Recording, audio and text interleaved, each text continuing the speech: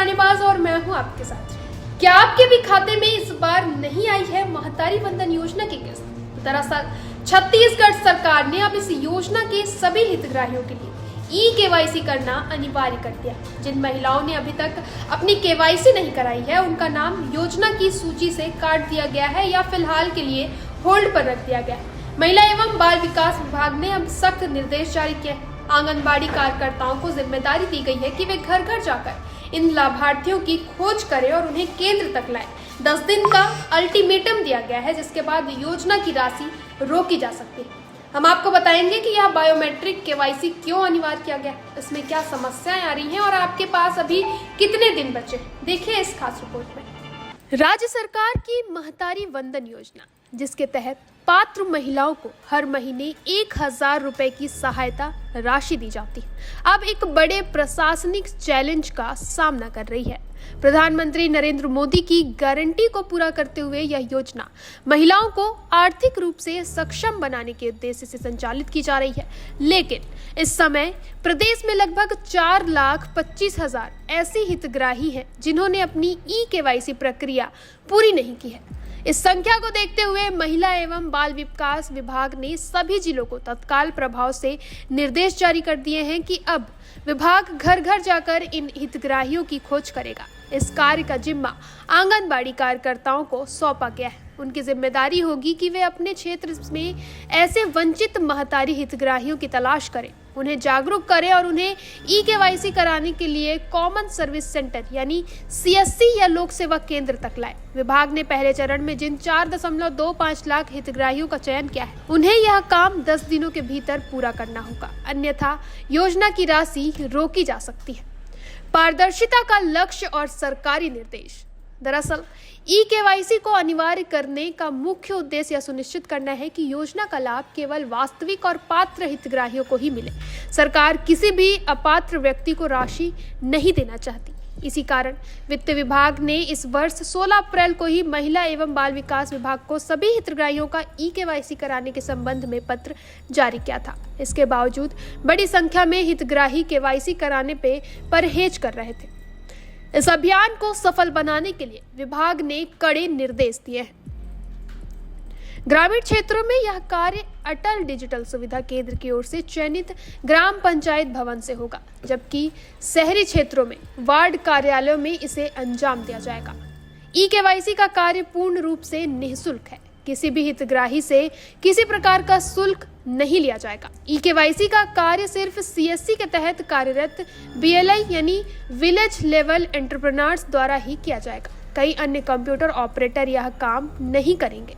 ग्राम स्तर पर मुनादी यानी ढोल बजाकर घोषणा, व्हाट्सएप ग्रुप और अन्य माध्यमों से व्यापक प्रचार प्रसार किया जाएगा, ताकि कोई भी पात्र महिला छूट न जाए। वहीं प्रत्येक शिविर में एक रजिस्टर तैयार किया जाएगा, जिसमें उपस्थित हितग्राहियों की सूची और हस्ताक्षर अनिवार्य रूप से दर्ज किए जाएंगे। भले ही विभाग ने घर घर जाकर केवाईसी कराने का बीड़ा उठाया हो, लेकिन जमीनी स्तर पर कुछ गंभीर समस्याएं भी सामने आ रही हैं, जिसके कारण हितग्राही केवाईसी कराने से बच रहे हैं या असफल हो रहे हैं। ये हैं प्रमुख समस्याएं। आधार डेटा असंगतता। सबसे बड़ी समस्या आधार कार्ड के नाम या पता की स्पेलिंग में गलती होना है, जो बैंक खाते के विवरण से मेल नहीं खाती। बायोमेट्रिक प्रमाणीकरण में यह सबसे बड़ी बाधा बन रहा है। दूसरा, मोबाइल लिंक ना होना। कई महिलाओं का मोबाइल नंबर आधार से लिंक नहीं है, जिससे OTP आधारित वेरिफिकेशन नहीं हो पाता। तीसरा, बैंक खाते का विवरण मेल ना होना। बैंक खाते का विवरण आधार डेटा से पूरी तरह मेल नहीं खा रहा है, जिससे राशि DBT के माध्यम से ट्रांसफर होने में समस्या आ सकती है। वहीं बायोमेट्रिक विफलता। कुछ हितग्राहियों का बायोमेट्रिक प्रमाणीकरण यानी फिंगरप्रिंट विफल हो जाता है। इन समस्याओं से निपटने के लिए आंगनबाड़ी कार्यकर्ताओं को स्पष्ट निर्देश दिए गए हैं। यदि किसी हितग्राही का बायोमेट्रिक प्रमाणीकरण विफल होता है, तो उसे तत्काल आधार केंद्र जाकर अपना डेटा अपडेट कराने की सलाह दी जाए। साथ ही ई-केवाईसी असफल होने का कारण जैसे आधार नाम असंगत, फिंगरप्रिंट न मिलना भी अनिवार्य रूप से दर्ज किया जाए। यह अभियान इसलिए भी महत्वपूर्ण है क्योंकि महतारी वंदन योजना अब छत्तीसगढ़ की महिलाओं की आर्थिक रीढ़ बन चुकी है। योजना के तहत पात्र हितग्राहियों को अब तक 21 किस्तें भी जारी हो चुकी हैं। वहीं सरकार ने इस योजना के माध्यम से अब तक 13,671 करोड़ 68 लाख रुपए की मदद महिलाओं को दी है।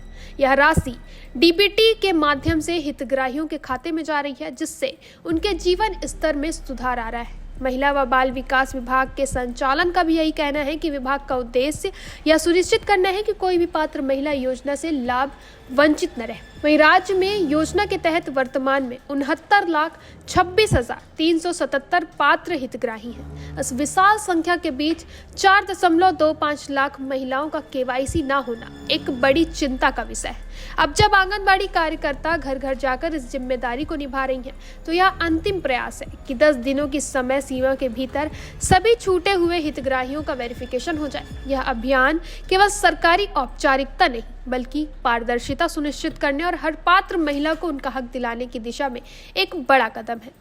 4,25,000 लाभार्थी महिलाओं पर मंडरा रहे इस किस्त संकट को दूर करने के लिए सरकार ने पूरा जोर लगा दिया है।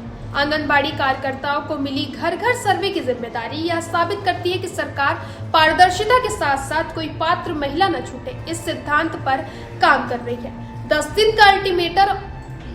10 दिन का अल्टीमेटम और निःशुल्क केवाईसी की सुविधा दोनों ही महत्वपूर्ण है। यदि आपको आधार में डेटा असंगतता या बायोमेट्रिक विफलता जैसी समस्या आ रही है, तो विभाग के निर्देशों का पालन करें और तत्काल आधार केंद्र जाकर अपना डेटा दुरुस्त कराएं। फिलहाल के लिए इतना ही। आगे के अपडेट्स के लिए बने रहें निशानेबाज पर।